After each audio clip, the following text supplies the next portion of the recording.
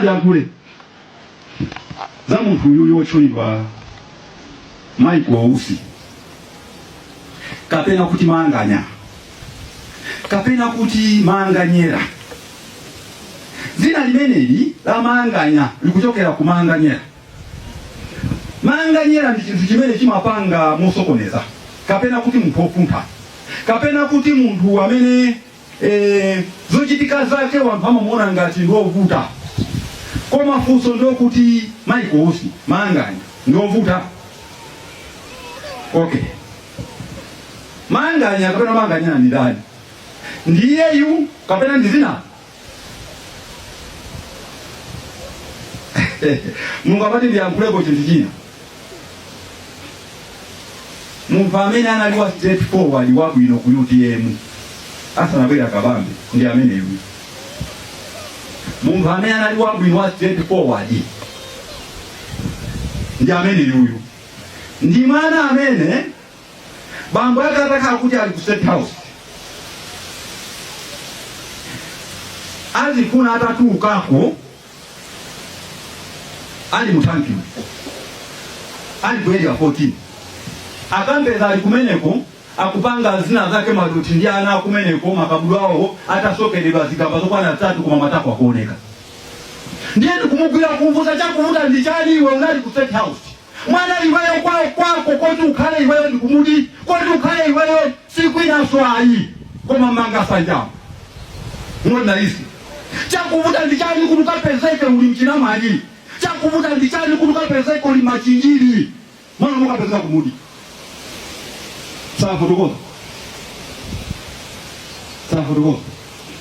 chifukwa iyeyo ndiye manganya osati zinawo ndime la mpanga ukhala manganya koma iye ndiye amene apanga zina la manganya kapena kuti manganya ndikuna fotokoza chanji wene Mungu afuna kutanthauza papa.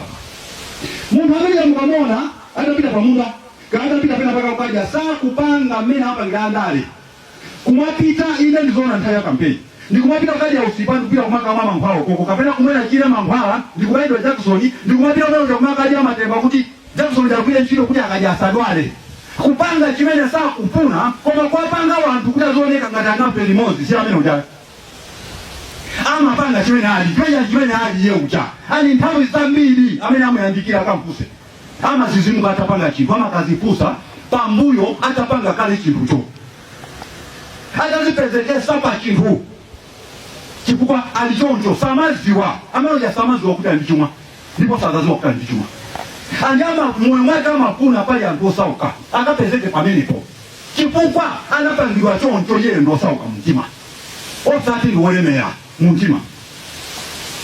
Si munthu amene akupanga zinthu moti anthu ena angondiona kuti ndikupanga ali ndimene ali amene uchali amene ujamayionera kuti akuzakala president ndi umene ukhoza kuvuta koma mutakudabwa ndi munthu amene mwina akali hati maamuna kulola ataola kumaina ndika mutimosi ni munthu amene moyo mwake mujamalera ndikonipo zeni zake ndi zimenezo. Munthu amene ujayo nosaukisisa alichonchija ali pamene paja koma iye uja mmene ali ngati ali kumuzi kuno kulaisi kuno akupanga akututa nchenga ndi anthu ena nimene ali koma ni munthu opya akopya basi simunga mumbesese ali ndi malo mumtima osunga zinzisi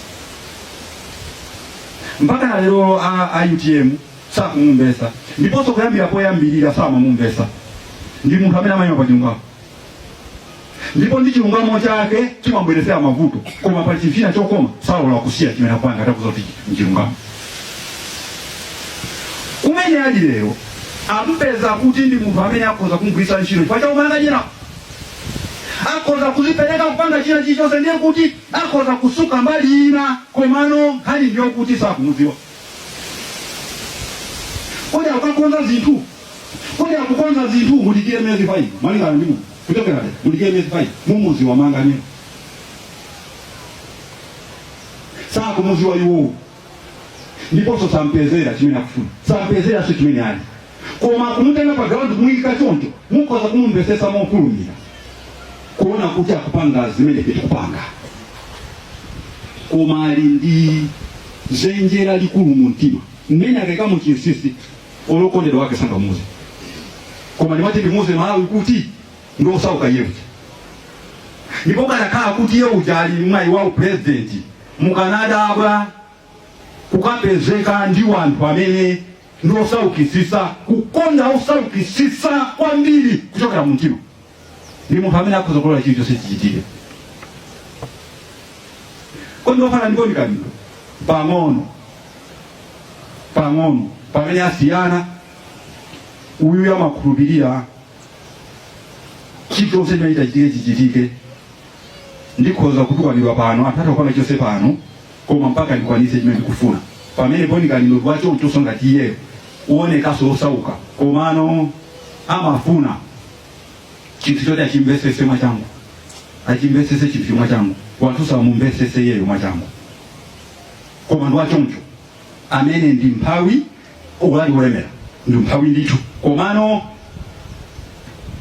samachedwa kutula chinthu akaona kuti zazibwana zikuchitika samachedwa kutula ndikupita ndikumaka panga zina koma uyu ndiopsa munthu atamona ngati ndinaye limodzi ukungomuziwa 10% 90 usakumuziwa Mulungu amuthandize kupita chitsogolo ali mapulani koma ngosamala ambe akutasema zabwino zonse mangani ndatukoza zikumukobiri. I want to ndikufuna ndikupasa the picture. Nthawi zambiri timati tikamaona tikamakamba tikabwera pa TikTok ndikumakamba nkhani za ndale za kwathu pamabwera anthu ena otukwana anthu ena okuti nzeru alibe safuna kumvesesa zimene anzawo tikufuna kunena. Lero ndifuna ndingokupasani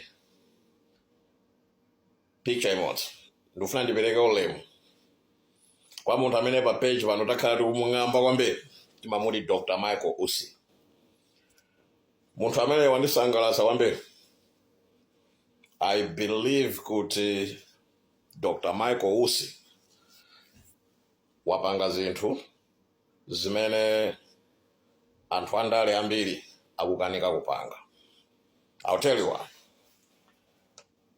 Zimene akuyankhula Michael Ussi akuipanga dismantle MCP from inside. Mpaka na MCP yachita mantha. Mwaona Jessica Bwira abwera pamene paja kuti kumuopseza iweyo ndiwe ndani iwe umaidziwa MCP meaning kuti ino tonse timaidziwa MCP ukatuza ifeyo kuti umaidziwa MCP basically you're telling us kuti mukufuna kumupha Michael Ussi ndethe umaidziwa MCP language rhetoric komano ngati munamupha Chilima muonesese kuti Michael Ussi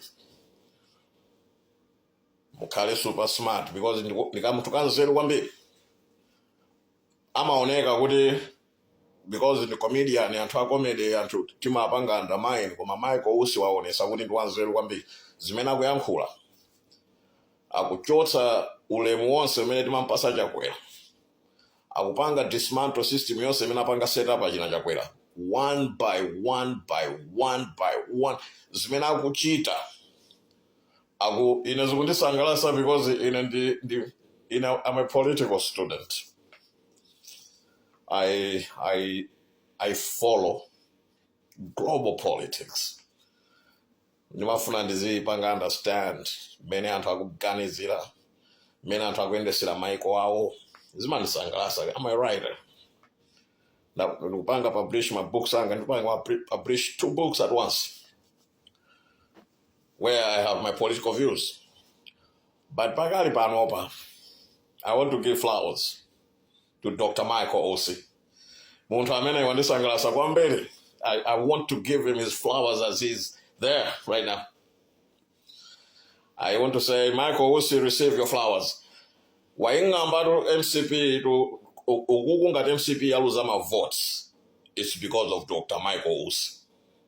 At this point, if this point in time, if we can understand the way the politics is going and we are approaching the elections in Malawi, you have to understand that it's Dr. Michael Ussi that has actually dismantled the whole system of Chakwera. That's the truth. Facts. Don't take it away from him. Muntu wanzeru kwambiri, wandisangalatsa kwambiri. Ndipo panopa ndimangofuna ndingonena kuti Dr. Michael Ussi, receive your flowers, my brother. A luta continua.